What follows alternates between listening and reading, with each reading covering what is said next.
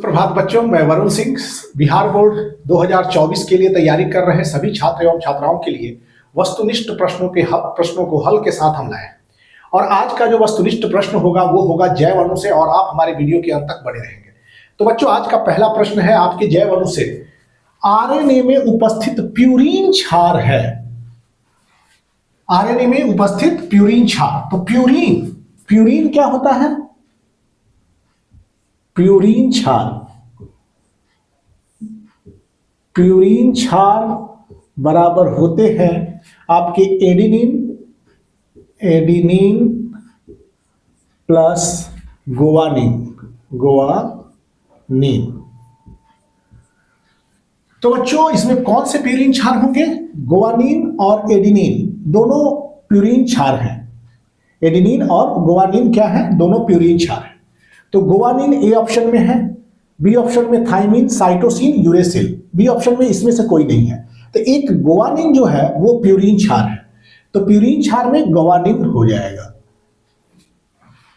अब दूसरा प्रश्न है, डीएनए में उपस्थित पायरीमिडीन क्षार है।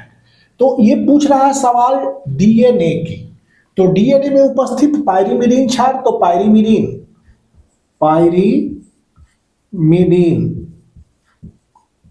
पायरीमिडीन क्षार जो होते हैं वो होता है आपका थाइमीन, फिर होता है यूरासिल,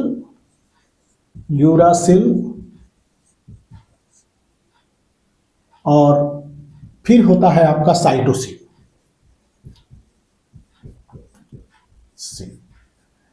तो बच्चों, बात पूछा जा रहा है डीएनए में उपस्थित पायरीमिडीन क्षार। तो पायरीमिडीन क्षार में होता है थाइमीन, यूरासिल, साइटोसिन।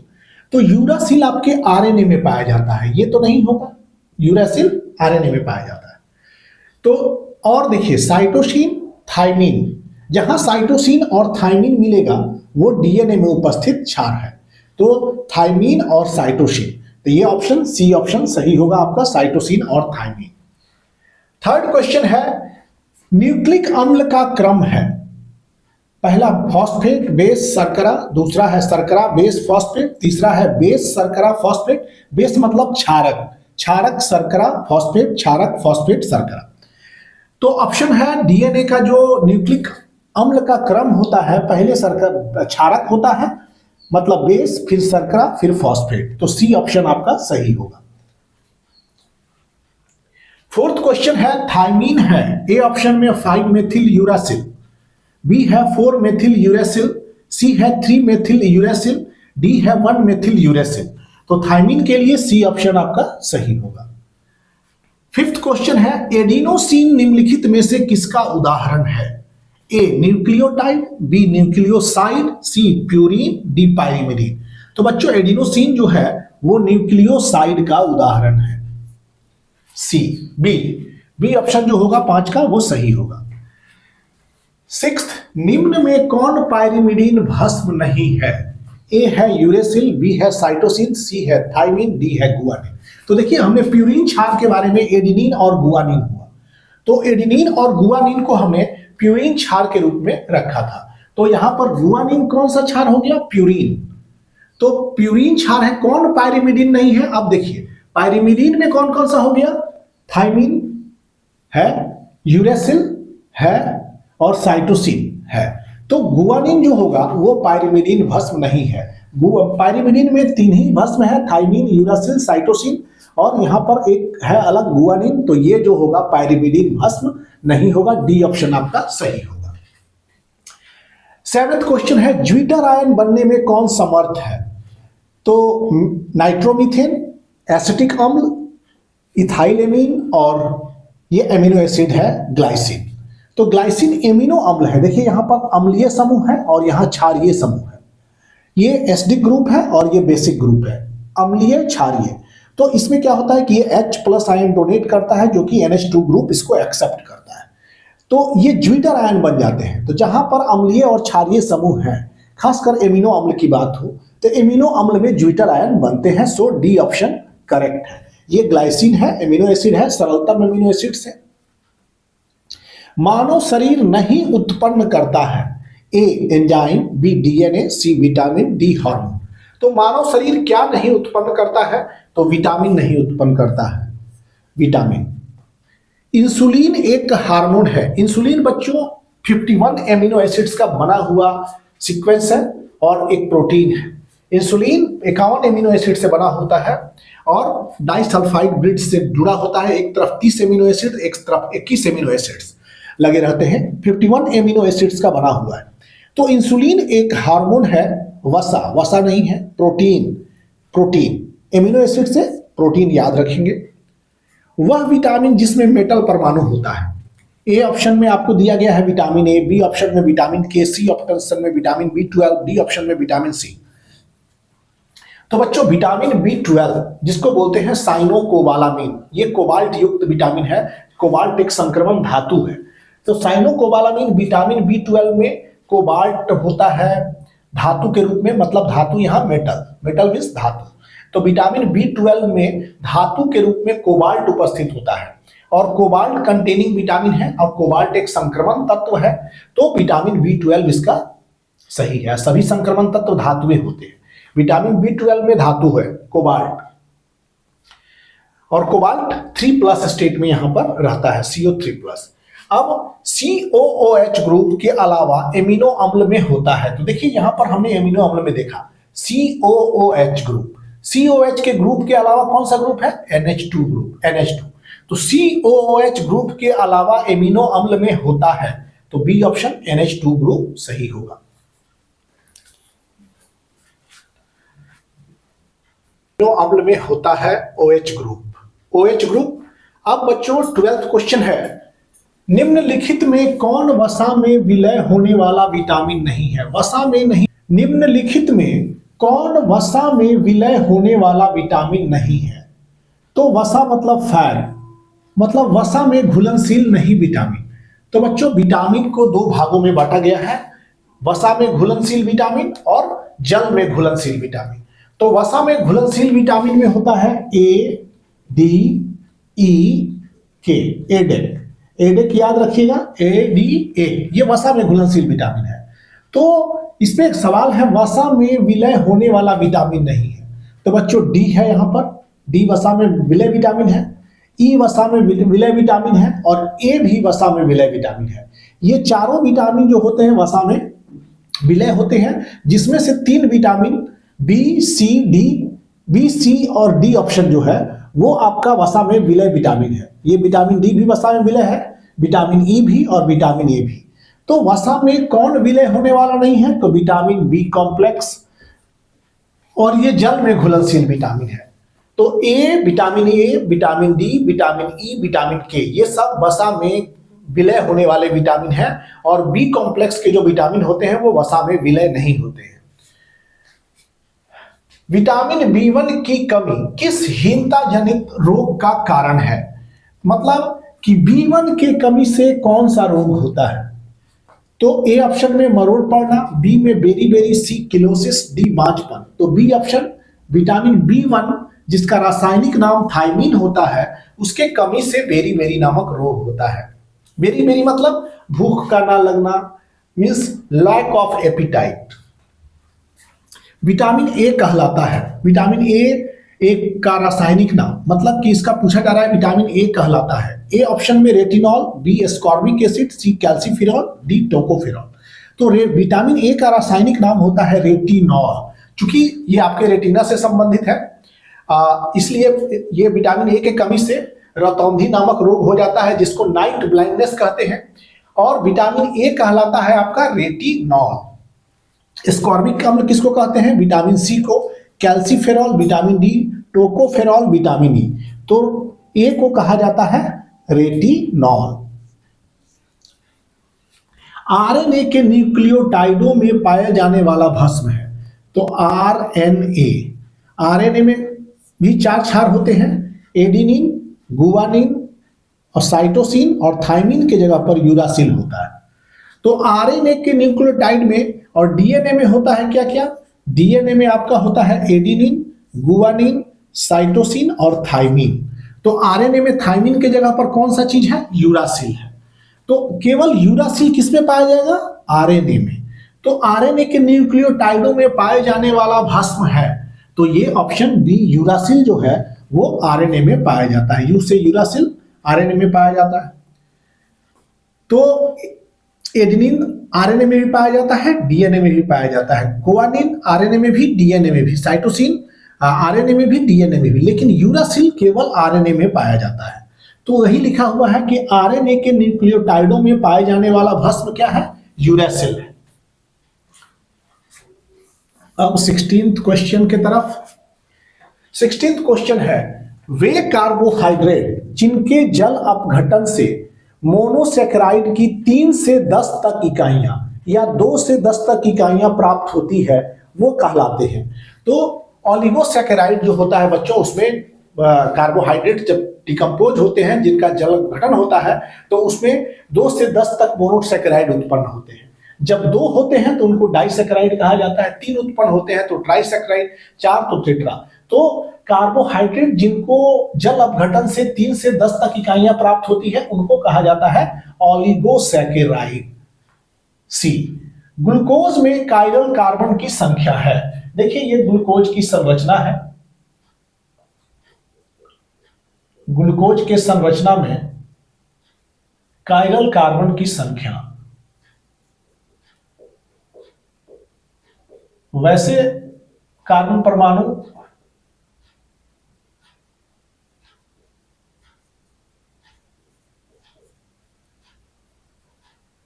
तो बच्चों ग्लूकोज की संरचना बता रहे हैं। तो ग्लूकोज की संरचना में देखिए 1 2 3 4, ये चारों कार्बन परमाणु जो है ये किरल होंगे।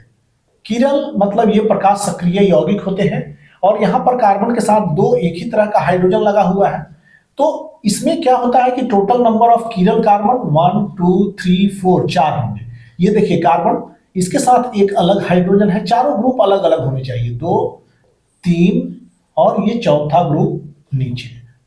ये देखिए उसी तरह से सब में देखेंगे तो चारों ग्रुप अलग अलग कार्बन, अलग अलग अवयवों से जुड़ा हुआ है और अलग अलग अवयवों से जुड़ने के कारण इनमें कायरल कार्बन परमाणु 1 2 3 4 ही होगा। तो ग्लूकोज में कायरल कार्बन की संख्या कितनी होगी? 4। निम्नलिखित में कौन सबसे मीठा है? Glucose, lactose, sucrose, fructose. देखिए फ्रुक्टोज जो है सबसे मीठा होता है, वो कीटोहेक्सोज होता है, मतलब इसमें कीटोनिक ग्रुप होता है और कीटोनिक ग्रुप होता है और ये सबसे मीठा होता है। ग्लूकोज मीठा होता है, इसमें एल्डिहाइडिक ग्रुप होता है। लैक्टोज एक डाइसेकेराइड है, सुक्रोज एक डाइसेकेराइड है। लैक्टोज दूध में पाए जाने वाला शर्करा है और फ्रुक्टोज सबसे मीठा है, मोनोसेकेराइड है। ये दोनों मोनोसेकेराइड हैं, ग्लूकोज और फ्रुक्टोज। और ग्लूकोज में एल्डिहाइड ग्रुप रहता है, फ्रुक्टोज में कीटोन ग्रुप रहता है। लेकिन सवाल है निम्नलिखित में कौन सबसे मीठा है? तो ऑप्शन होगा फ्रुक्टोज। 19th क्वेश्चन है, 2 क्रियात्मक समूह जो किसी कार्बोहाइड्रेट में उपस्थित रहता है, मींस फंक्शनल ग्रुप, कार्बोहाइड्रेट में उपस्थित होने के लिए, तो OH COH, तो OH तो उपस्थित रहता है लेकिन COH नहीं रहता है। सेकेंड, कार्बोहाइड्रेट में एल्डिहाइड उपस्थित रहता है लेकिन this group is not present. Ketonic group present और OH ग्रुप प्रेजेंट, ये दोनों समूह मौजूद होते हैं। क्योंकि इसलिए 2 क्रियात्मक समूह जो कार्बोहाइड्रेट में उपस्थित होते हैं ये कीटोन ग्रुप हो गया।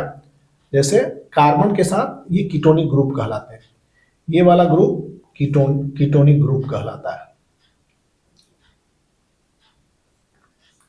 कीटोन और हाइड्रोक्सिल दोनों ग्रुप इसमें उपस्थित होते हैं, तो सो सी ऑप्शन सही होगा। 20 है, निम्नलिखित में से किसे प्राणीय स्टार्च कहा जाता है? ए एमिलोज, बी एमिलोपेक्टिन, सी सेलुलोज, डी ग्लाइकोजेन। तो प्राणीय स्टार्च हम लोगों में जो है ग्लूकोज संचित होता है हमारी यकृत में और मांसपेशियों में ग्लाइकोजेन के रूप में। तो ग्लाइकोजेन के रूप में संचित होता है जानवरों में, तो इसलिए ग्लाइकोजेन जो है उसे प्राणीय स्टार्च कहा जाता है। ग्लाइकोजेन को प्राणीय स्टार्च कहते हैं। ग्लाइकोजेन को प्राणीय स्टार्च कहते हैं, प्राणीय स्टार्च कहा जाता है। ग्लाइकोजेन हमारी मांसपेशियों में इकट्ठा होता है, इसे प्राणीय स्टार्च भी कहते हैं। अब 21 क्वेश्चन, प्रश्न है बच्चों, निम्नलिखित में कौन कार्बोहाइड्रेट है? निम्नलिखित लिखित में कौन कार्बोहाइड्रेट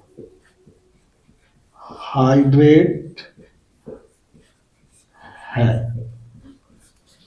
ए ऑप्शन आपका दिया गया है थाइमीन, ए हो गया थाइमीन। बी ऑप्शन है लैक्टोज, लैक्टोज।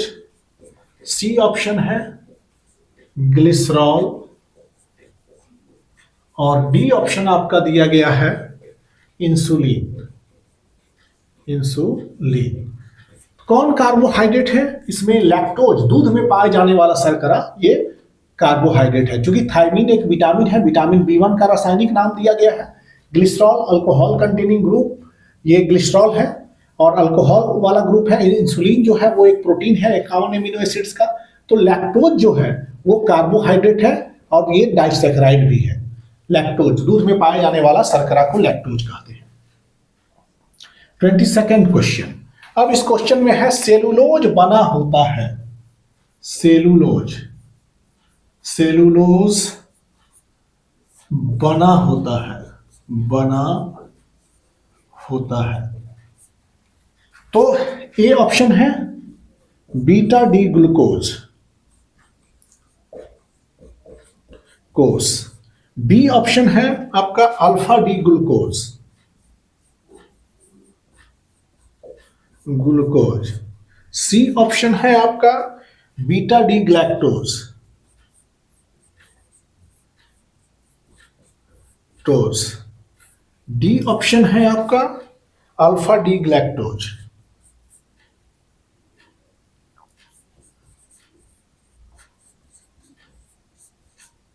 टोज। तो सेलुलोज, देखिए ग्लूकोज जैसे स्टार्च होता है पॉलीसैकेराइड में, पॉलीसैकेराइड, पॉलीसैकेराइड, पॉलीसैकेराइड में क्या है? तो पॉलीसैकेराइड में आपका होता है आपके, एक होता है स्टार्च, स्टार्च। दूसरा हो गया ग्लाइकोजेन, ग्लाइकोजेन।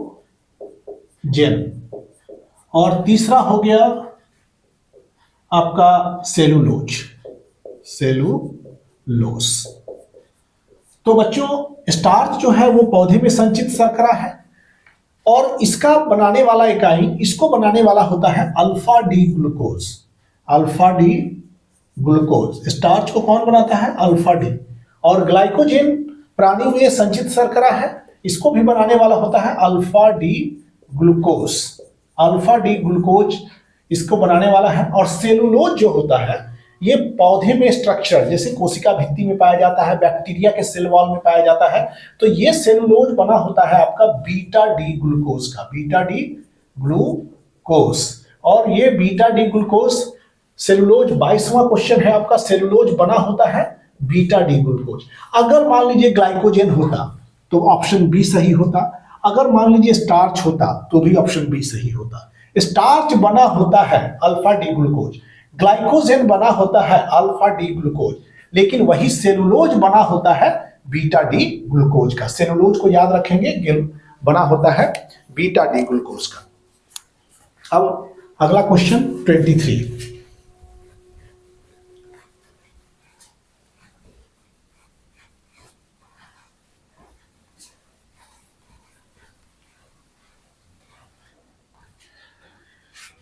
नीचे दिए गए में कौन अनअपचयी शर्करा है? अब प्रश्न है अनअपचयी शर्करा,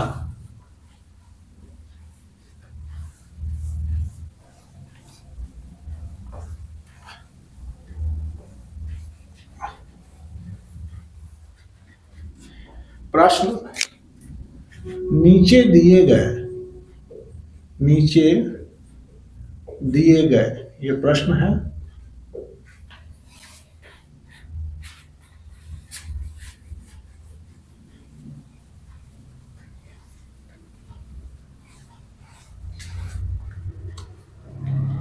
प्रश्न नीचे दिए गए में कौन अनअपचयी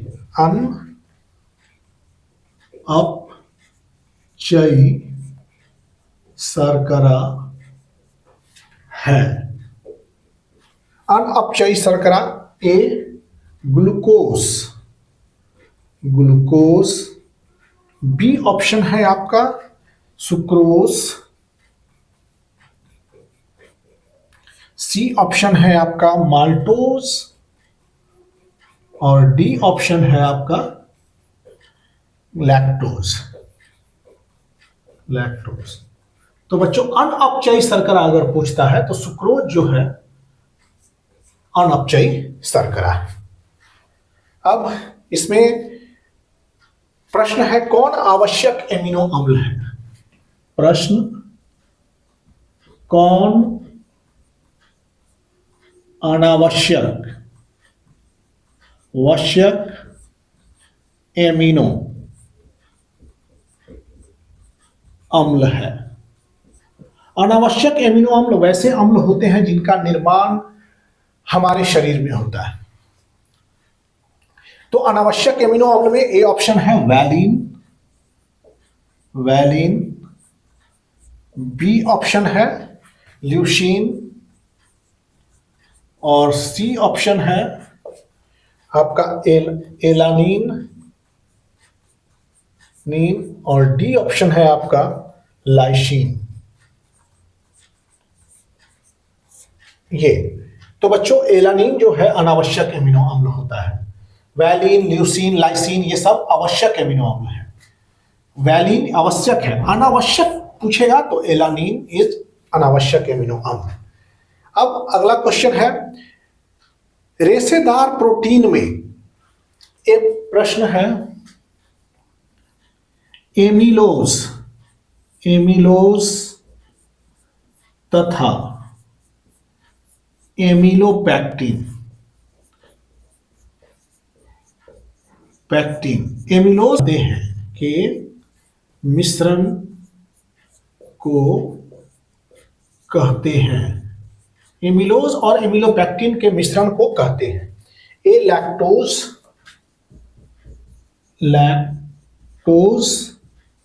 बी है आपका स्टार्च, सी ऑप्शन है आपका सेलुलोज और डी ऑप्शन है आपका सुक्रोज।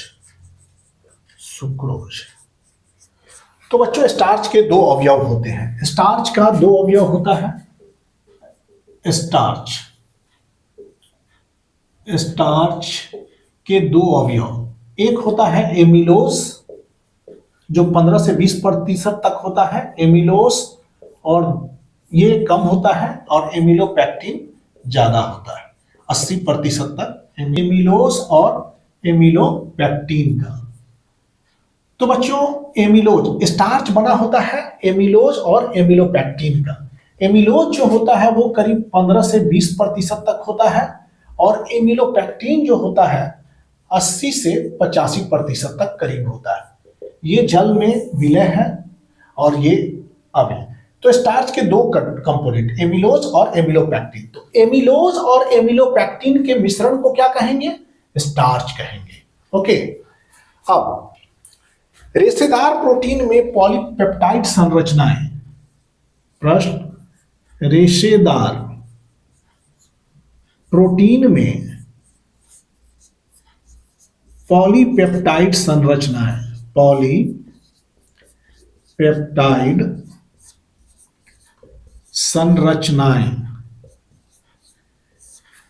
रेशेदार प्रोटीन में पॉलीपेप्टाइड संरचनाएं आपस में जुड़ी रहती है।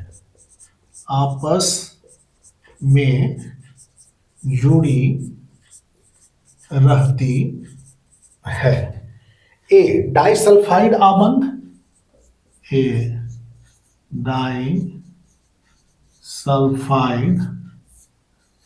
आबंध, बी है आपका हाइड्रोजन आबंध,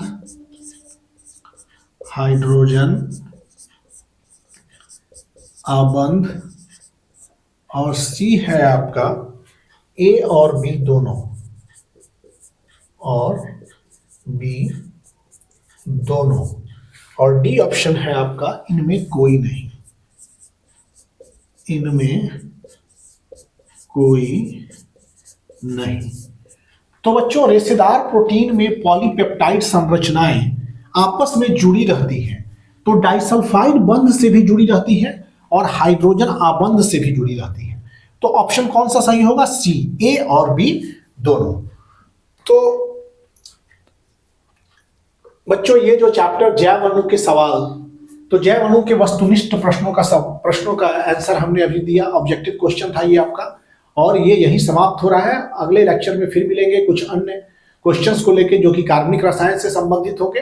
तब तक आप सबको वीडियो देखने के लिए धन्यवाद। आप लाइक करें, शेयर करें और चैनल को सब्सक्राइब करें।